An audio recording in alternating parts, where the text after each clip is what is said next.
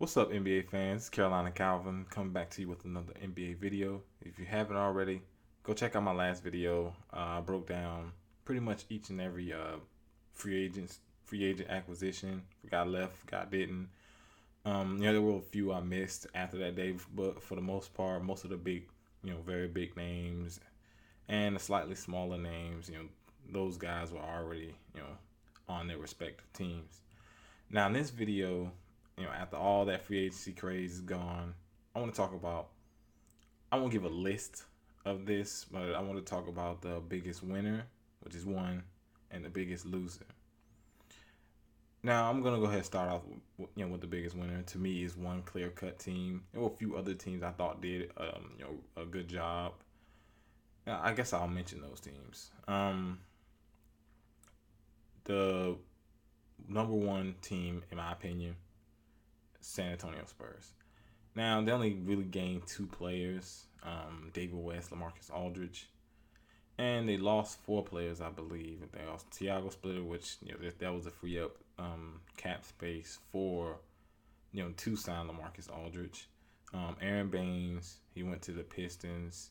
They lost Marco Bellinelli, which I thought out of those four guys that was the biggest one because it hurts that in terms of backcourt depth, and he was a really good spot up shooter for them. So I think that's their biggest loss. They also lost Corey Joseph, who didn't get very many minutes anyway.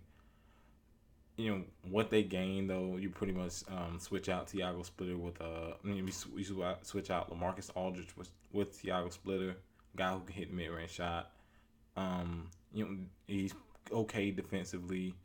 He could get better with the Spurs team. He's a post up player. He's a guy who's a definite threat in the post up. Underrated passer. We'll have to see. I think he fits in well with what the Spurs want to do, and it just gives you another guy to have to defend for that Spurs team. Because a lot of times teams didn't defend Tiago Splitter, so you were able to kind of help off him. But now with a guy like Aldridge, you're gonna have to defend him. Also, David West, he's old. It is what it is. But in terms of front court players, he's fourth in terms of guys that are gonna get minutes. Duncan's gonna get minutes. Aldridge is gonna get minutes. So it's gonna be a two starters. Dial's gonna come off the bench. He gets a lot of minutes. They like to play a lot of small ball with him. And then you have Dave West, 10 to 15 minutes. I know he dropped off the last three seasons with the Pacers, but he's not required to do much as a Spur. And he's a guy who can hit the mid-range shot. He's a threat in the post, and I thought he's pretty good defensively. Obviously, he's older, so that may diminish, but I think he could help this team. Despite what a lot of people have been saying, it's not gonna be a lot of pressure for him to do a lot. So I think he could really work out for the Spurs. That right there makes with them gaining, just to me it's Aldridge was such a good fit for this team. That's why I have to put him up there. And there was a team I mentioned that he would probably go to. A lot of people were speculating that he would, and he ended up going. And to me, they're the clear cut winner. They were already championship contender without him. Then you add him to the mix. And, we'll have to see. Obviously, it looks good on paper, but it probably won't work. Couldn't work out. That tends to happen, but I just feel as though he fits well. Now to the biggest loser. There are a few teams that you could say, the Lakers. Before they pulled off the last three guys they got. I thought they would be there, but I can't put them there now. They ended up getting Roy Hibbert, who he's okay. He's okay center. It's obviously in terms of what the Lakers wanted coming into free agency.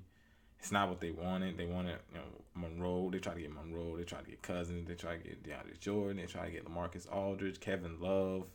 And then this is just the front court players. Backcourt players, Dwayne Wade, Jimmy Butler.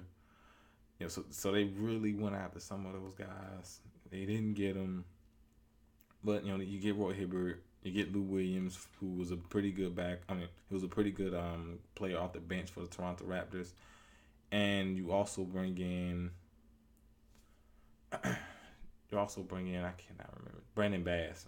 You bring in Brandon Bass, who is a guy who can spread the floor. He hit that mid range shot, and he gives effort for it.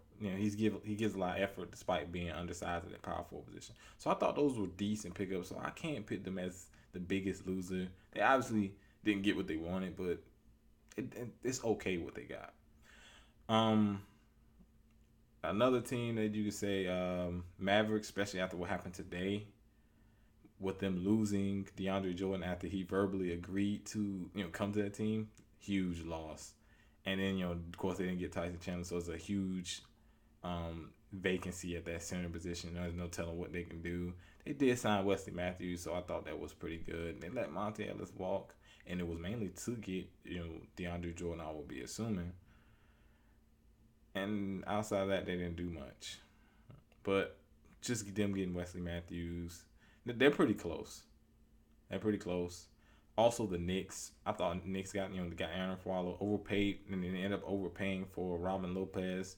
But those guys are legit starters. I know what I said about Robin Lopez, but I think he can be a starter. So I think that's okay for This obviously isn't what the Knicks wanted to do, but it's still not the worst. Now, if you're already guessing, the worst team in terms of free agency and what they did in free agency has to be the Portland Trailblazers. To me, it's not even close with these teams. They lose 4 starters. They lose a guy who comes off the bench in Aaron Aflalo. They lose Aaron Aflalo, lose LaMarcus Aldridge, which they really botched that because they could have traded him last year. They wanted to trade him, but they were doing, they ended up making the playoffs. They had a decent season up to they, went into the playoffs and got beat down. But they were having a decent season, so they didn't want to trade him. You lose Wesley Matthews. I guess they were afraid to pay him. He come off the Achilles injury. He was having a career year, and you trade away Batum to the Charlotte Hornets.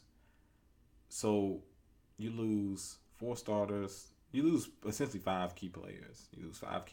Then you sign Aminu, who's this guy who averaged 5 points on 30-something% shooting. You sign Ed Davis, a guy who wasn't a starter with the Lakers.